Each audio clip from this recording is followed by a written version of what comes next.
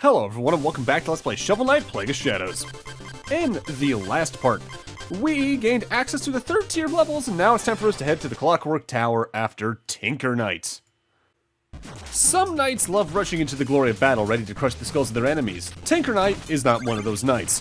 He does his fighting before the battle begins, laboring on diabolical devices that do his work for him. The wrench is the tool of his trade, doubling as an engineering device and a melee weapon. Some are quick to dismiss Tinker Knight's lethality, usually just before falling victim to one of his mechanical monstrosities. Pros, he's rather gregarious in his demeanor, and he's a hard worker. Cons, he's got some rough hands, he works long hours, and he's always up to prove himself. This is probably one of the stages I always dislike the most, and it's mostly just because some parts of it feel like they didn't do as much as they could with interplaying mechanics. Most of it is just how can they make conveyor belts work in this way, and there's not a lot they can do with it. And admittedly, my favorite mechanic from it is only present in like 3-4 screens total. With that said, the 3rd tier of levels is definitely where, in case you didn't notice a difficulty spike between Phase 1 and Phase 2, there is definitely one here, but only because they really tend to start stepping up the amount of instant kill hazards within a stage, namely in terms of the amount of boundless pits or spikes. So be careful about these next couple levels. Plague Knight can make short work of some of those hazards because, again, Bomb Burst, especially with the Float Burst, can make pretty short work of any hazard like that, but be careful all the same. With that said, at the end of the last part of Memory Serves, we unlocked the next research level for the things we can buy from Mona, so let's talk about the new items you can get. On the final research rank for casings, you unlock 2 of them, the drop casing and the whirl casing. The drop casing bounces dropping bombs directly at your feet, but you can only use 2 of them at once. And they both drop in front and behind them respectively. They then bounce for a while, then detonate in either direction depending on the fuse and all that. The whirl casing makes it fly forward for a little bit before returning to Plague Knight himself, sort of like a boomerang. And I think they move diagonally if you throw them from midair, and it will still return to you there. So that can be kind of useful for some range stuff if you're trying to hit something like above you in the opposite direction, but it's a little bit tricky to work with. For the powders, the only one you unlock from that research rank is the Sparkler Powder, which pulses damaging sparks out in either direction from the explosion, but the case itself cannot hurt enemies, so it can be useful, but it requires a bit more prep and know-how on how to use it than most of the other powders, admittedly. And the new fuse you unlock is the Impact Fuse, which isn't that different from the standard fuse in some regards. Most fuses in the game will detonate automatically upon touching an enemy or hitting a block you can destroy. The Impact Fuse does that as well on just normal terrain, which means it can be useful if you're trying to just hit something in a certain way, but it's mostly useful to combo with certain other casings, powders, and bursts to make certain other effects happen. I don't think I ever really tend to use it, just because I prefer that long-distance bounce with most of the other casings. And finally, the new burst you unlock from that research level is the Spin Burst, which is one I don't use too much, but it can be arguably the most useful for combat. The Spin Burst. When you bomb burst, you then cannonball forward through enemies and do damage to them. It is a little bit unwieldy, but it is overall pretty worth using, especially against boss fights, because I think you get some amount of invincibility frames when you use it. I just prefer the Float Burst again, because I prefer my safe platforming, thank you. Again, if they had a way for you to make, like, somewhere between 2 and 4 presets for your bombs and swap between them, so that way you could have something for any situation that you're comfortable with, I think swapping between bombs would be a lot more viable than it is in this, because it requires not only remembering which icon means what type of fuse or casing on the shorthand menu, but also it just takes a bit too long for its own good if you're trying to figure out what you might want. There are many ways, like I've said, you can tell that this is the campaign that was sort of just an extra in the long run compared to the latter 2, which would get full-on a lot more love put into them. With that said, time for the new sub-weapon for this area. This is the Fleet Blast, explode into a frenzied dash. It's sort of like Samus's speed booster in that you use it and then you just charge forward, and if you jump while using it. You do carry that momentum. You can get some pretty good distance out of it. But the moment you bonk into a wall, you lose the speed, and I think if you get hit by an enemy, you also lose the speed. You're not invincible during it, so be careful. It has uses, mostly for platforming, but I find it a little bit too unwieldy. Thankfully, unlike with Shovel Knight himself, most of the latter 3 sub-weapons you can find here in this last third of the game aren't as essential for platforming as I find like the propeller dagger for Shovel Knight.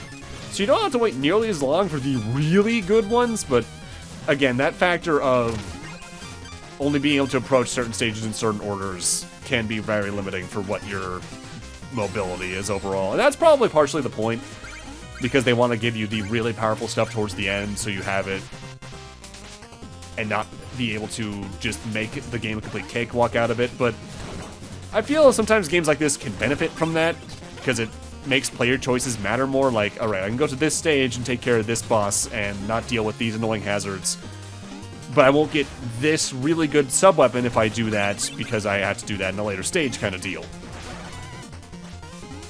What's kind of annoying about this stage overall, though, is that out of the main stages from memory, barring Propeller Knights, I think it has the most auto-scrollers you have to deal with. It also has these barber shop rotating cylinders, which you can jump onto at any point, but you need to make sure you fall through at a good enough pace, otherwise you're probably going to get crushed, especially in sequences like this.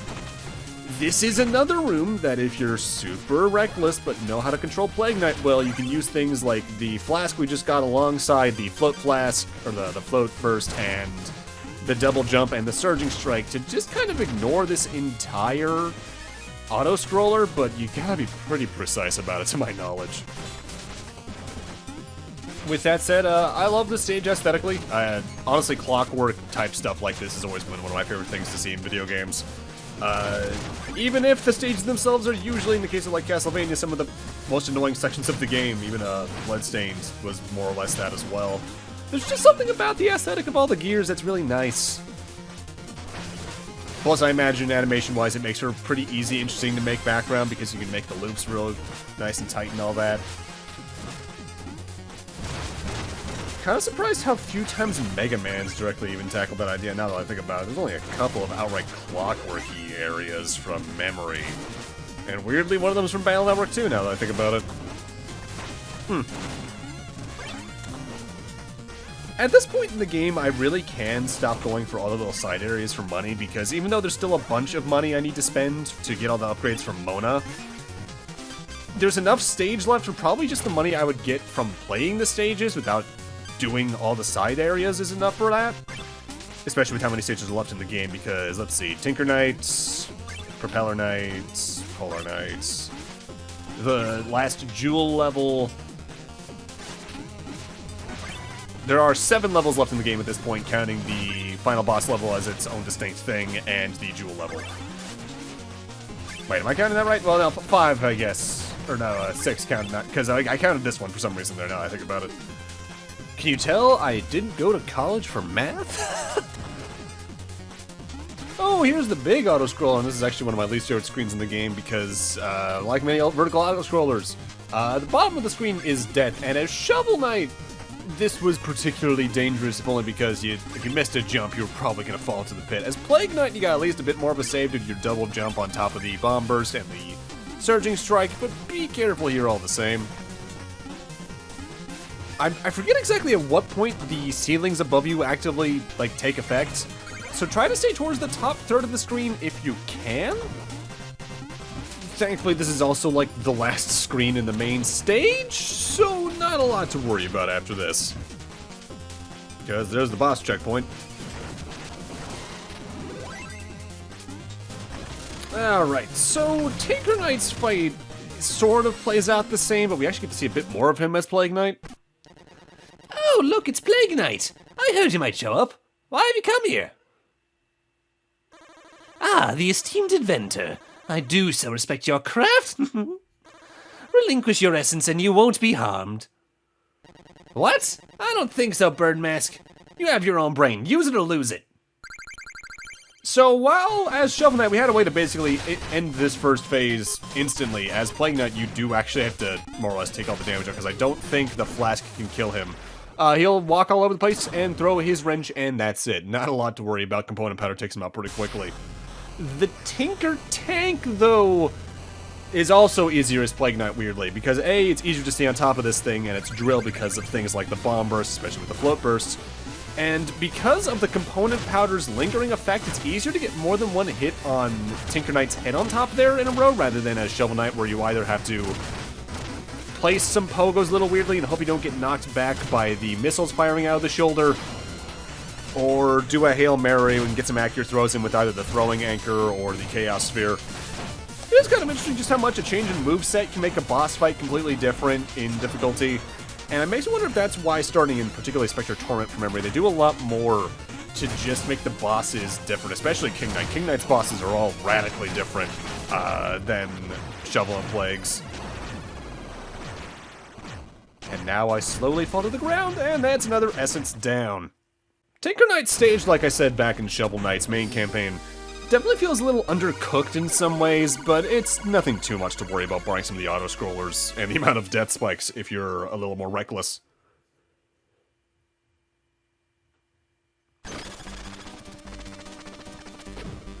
Hey, I thought my research ship was tough, but you look like you were just hit by a ton of bricks. Actually, it was a giant machine that shot missiles at me. Tinker Knight's quite an engineer, but there was no way to avoid a confrontation. He had his chance to surrender. And before I buy some of the stuff I have yet to buy from Mona, I do want to go get the musical sheets over to Percy, just so I have probably closer to 14,000 if I had to guess. Yeah, about 14,000. That'll get me most of the remaining upgrades if memory serves. At this point, if you already found your preferred bomb setup, most of the other ones to buy are just for completion, I find, particularly things like the quick fuse. But make sure you try to experiment if you can. The casing that returns back and forth to you like it's a boomerang especially, I find to be very useful on a New Game Plus for this mode if memory serves. But that said, let's get back to the world map and see where we can go from here. Nowhere. The answer is nowhere. Hello, Black Knight. It's been a little bit. This is all getting too risky. I can't lose him. I'll reward you however you want. Just do this for me. Why would you help that miserable lunatic seize power and beguile the Magicist? What's in it for you? Magicist? Are you kidding me? You're just trying to talk up your asking price. Then there's the other matter. I can't be bought at any price.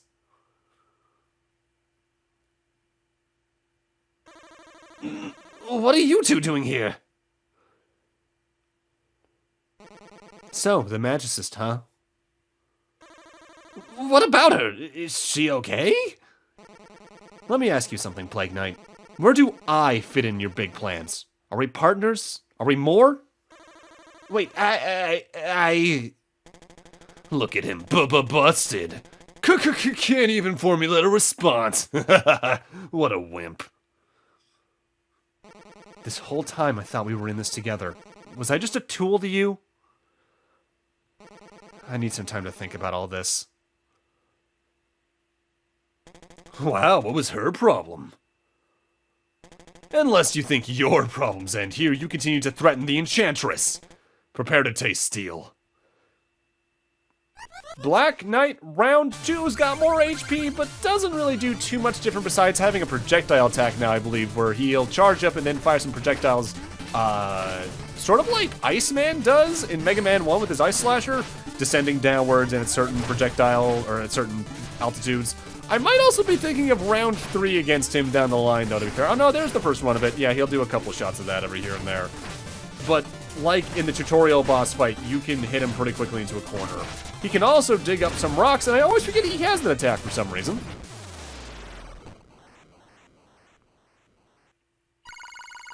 Despite the plot that just happened around it, Black Knight's not a lot to worry about. But what about Mona? Hey, get back here!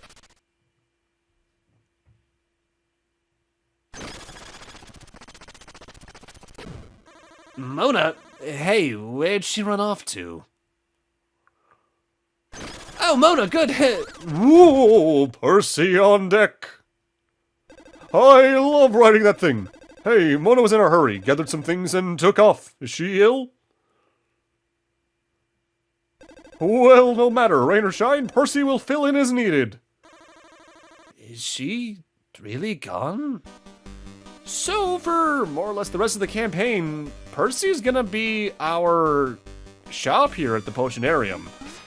And if you ever need to give him a music sheet, he will run over here, thankfully. But with that, I'm gonna need to end this off here. Thank you guys for watching, and in part 8, I guess we're just gonna go after the next night then. See you guys then.